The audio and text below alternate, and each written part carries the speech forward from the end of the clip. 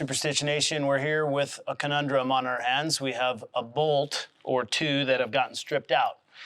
This is a Precor Icarian flat bench. It's a newer model. And as I mentioned in other videos, the manufacturer switched up these bolts. It used to be a 3/16 Allen that fit in here, and they have now moved it to a 5mm Allen. But the metal on these bolts is very soft. And I, in fact, was just putting on a backrest over here, and I was using the impact gun, which I love to use, but it stripped out the bolt as I was putting it in. That's how soft this is. So I like to use this impact gun when I can. I get this little bit on here. I don't even know what this thing is called. 3/8 drive bit, socket slaps right on, and but once it starts to feel a little pressure, it starts to make a ratchet noise. And a lot of new guys think that means that the bolt is tight, and that's not true.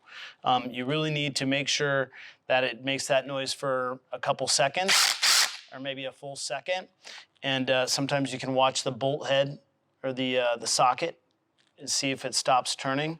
But what'll happen is you'll leave the gym, and a week later, a manager will call you and tell you that pads are falling off the equipment. So, good tool, but you gotta be careful with it, especially with these soft bolts. So, this thing came with 4 bolts, and now I only have 2. Now today, I'm in the big truck, and I got all my stuff. So I have this bolt box, which I've created. The bolts go in increments from 1 inch, every 1/4 inch, all the way up to about 3 inch. And I have 3 different diameters in here. I have 1/4 20, which is the small one. I believe this next one up is 5/16. And then I got some 3/8 diameter. These are all coarse thread. That's about all I can carry. I don't have any metric threads in here. Sometimes I can pillage some things off of some equipment that doesn't need it. These are some Life Fitness Signature Series 17mm head. Not sure, these are millimeter fine thread bolts. But anyway, if you're doing some work for an LA Fitness, they're gonna give you a handout that says, here are our rules. We want closed cell foam only. We want this type of thread. We want this type of Naugahyde or Olympus. And one of the rules is when you leave, all the bolts need to be back in.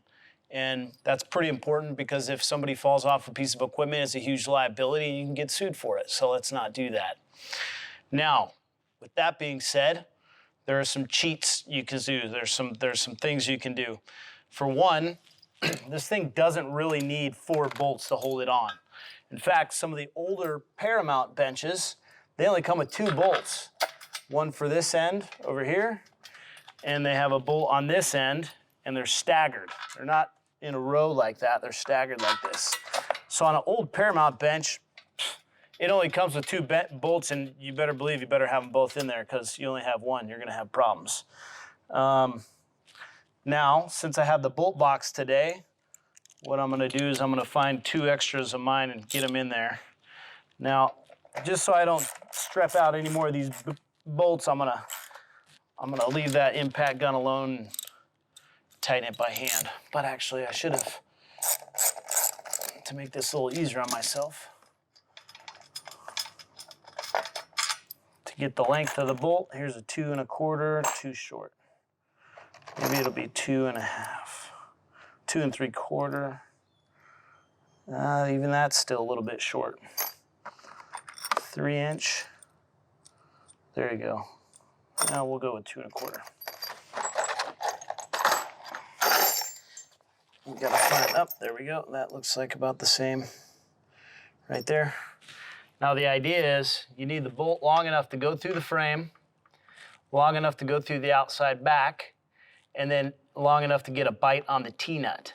Now, a lot of the older hammer strength stuff has bolts that are too long. They're so long, they go through the 3/4 inch plywood that's in the pad is made of, and then they stick through the foam, and then they end up putting holes in the vinyl because people are sitting on there, the foam deteriorates and it pokes holes, and if you upholster that, it's just gonna do the same thing. So if I have the bolt box and I come up to some old hammer benches, I just replace the bolts. And maybe sometimes, depending on the size of the job, sometimes I'll charge the customer for hardware if it's only a few pads.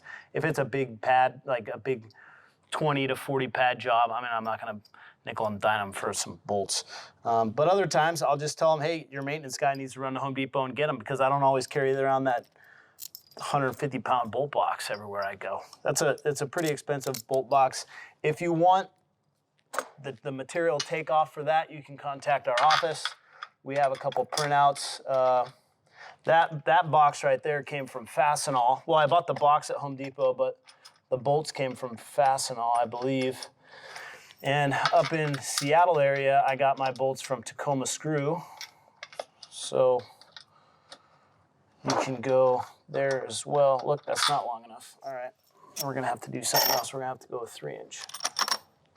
And I don't know if I have any 5/16 bolts in here. That's one, but that's looking pretty rank. If you get a beat up bolt, you're gonna strip out the T-nut. And that just causes problems down the road. But I think you get the point. So this could take a while for me to figure out the right bolt. So we're gonna call it a day. Good luck.